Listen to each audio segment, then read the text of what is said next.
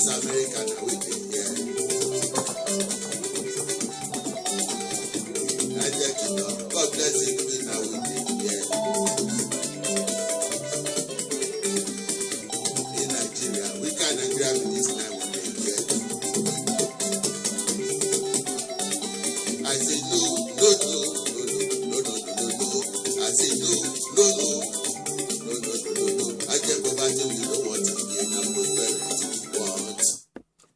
Arewa use ultimatum and Nnamdi Kanu Biafra leader stupidity. To keep Nigeria one is a task that must be done. This was a slogan by the leaders of then patriotic Nigeria. But today, to divide Nigeria is the tune of selfish, unmannered, and arrogant self-acclaimed leader of eastern region of Nigeria or Biafra called Nnamdi Kanu. The agitating program and constant campaign of secession or breakaway from Federal Republic of Nigeria by Biafran, led by Nnamdi Kanu, had prompted Arewa youths to give the Igbos ultimatum of 3 months to vacate all northern states. Though the Arewa youths had their points that the Igbos are the fraudsters, armed robbers, kidnappers, drug pushers that always tarnish the image of Nigerians, which we are all aware of in Nigeria and in diaspora. Their plans are well structured, but omitted the vital points to resolve the issue without bloodshed. Arewa youths should henceforth consider the Biafrans as foreigners in the north and promulgate laws that will make Igbos pay foreign tax, visa procurement, and working visas if they choose to stay in northern Nigeria without forfeiting their properties. If Biafran wants to go out of Nigeria, they should prepare to obtain working visas to remain in any part of Nigeria and must be able to show proof for legitimate businesses and gainful employment. All respective governors in each state of Nigeria should inaugurate special immigration squad to collect names, status, and nationality so as to enable them to know Arewa, Oduduwa, and Biafrans if the need arises. The Biafrans will be considered as foreigners and should be treated such. They need to obtain working visas and temporary residency permit in Nigeria. Special immigration squad should be empowered to arrest any Biafrans that violate immigration rules for not paying tax to remain in Nigeria after 3 months. Returning tax.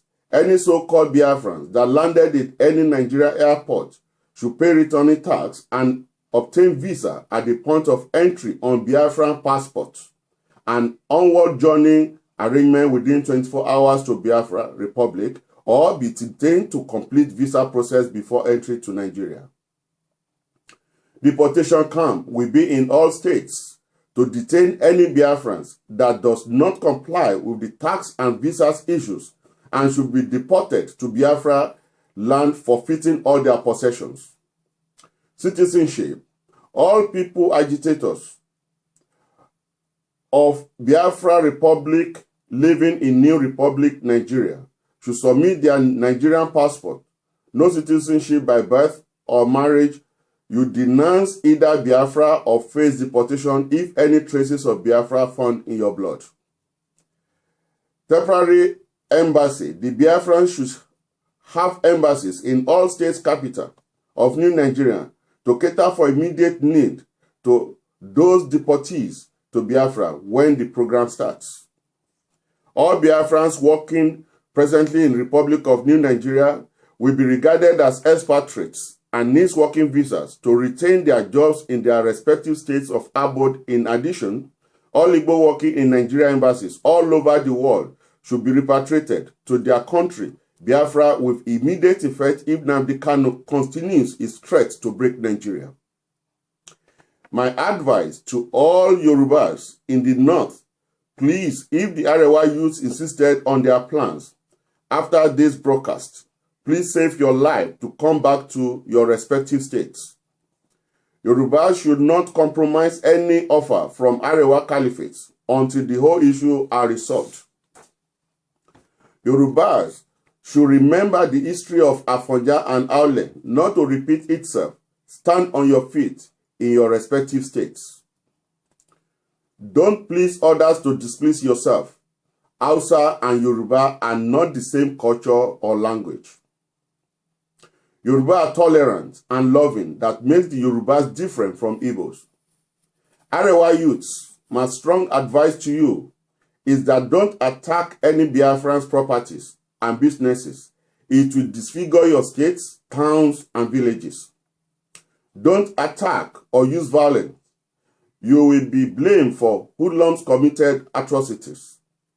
But let them have their working and temporary resident visas and pay their taxes for their businesses. My advice to Nigerian government: if Biafrans can meet all the specified requirements, let them go. In 1 Samuel chapter 8 verse 7 says, "The Lord said unto Samuel, hearken unto the voice of the people, in all they say unto thee, for they have not rejected thee, but they have rejected me, the Lord, that I should not reign over them." Because they will get to know in the book of Isaiah chapter 66 verse 4, that says, "So I will choose their punishments and will bring on them that they dread. Because I called, but no one answered. I spoke, but they did not listen. And they did evil in my sight, and chose that in which I did not delight." Kanu and others will regret their actions, and all we asked according to the book of Hosea, chapter 13, verse 10 to 11, that says, "Where is now your king that may save all your cities? And your judges, of whom you requested, give me a king and princes, give me Biafra." Ojukwu regretted his action and said no need for second agitation. Nnamdi Kanu, remember the book of Proverbs 29 verse 1 that says, "He that reproved, that hardened his neck, shall perish without remedy." Because you insulted Yoruba race and denied our living God. The book of Isaiah 59 verse 13 says, "Transgressing and denying the Lord, and turning away from our God, speaking oppression and revolt, conceiving in and uttering from the heart lying words." Kanu, you're a big fool. Kanu, you have British passport. You are talking evil against the British that consider you to be a citizen of their country through Nigerian nationality. You are against them. You are biting the fingers that fits you. Also, you have Nigerian passport and you refer to Nigeria as Su, which means you are part of the animals or simply you are an animal. The book of Zechariah chapter 7 verse 11 says, "But they refused to hearken and pull away the shoulder and stop their ears, and they should not hear." Nnamdi Kanu, choose this path alone. Don't waste innocent blood, because you will not be there when the war will start. Ojukwu ran away, and I'm sure you will also run away when the time comes. Just a warning to you. Any day you insult Yoruba race or pastor of Yoruba kingdom, you will perish without remedy, because the book of Psalms 106 verse 25 to 27 will tell you why the Igbos are scattered all over the world and why God is against you henceforth. But they murmured in their tents and hearkened not unto the voice of the Lord. Therefore he lifted his hand against them to overthrow them in the wilderness, to overthrow their seed, and also among the nations, to scatter them in the land. All wise elders of Igbos that did not support secession, tell the stupid ones to stop backing up Nnamdi Kanu. War is not the answer in Nigeria.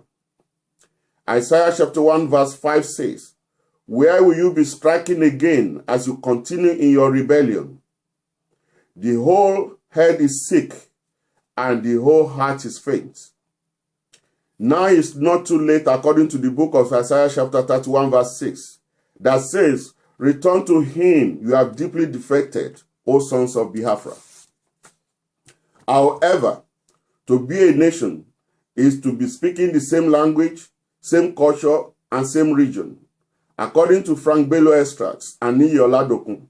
But war is not the answer to secession in Nigeria. If the falcons cannot hear the falconers, and the centers cannot hold, extract by Chinua Achebe's book, war is not the answer. To keep Nigeria one is a task that must be done by you and me, and all leaders should desist from nepotism and favoritism and oligarchy that is camouflaged as democracy in Nigeria. Few assess. It's better you digest it. By Evangelist Michael Olusesan, Baba 1010, JP, of Freedom Faith Ministry Christian Center, Ile-Ife, Nigeria.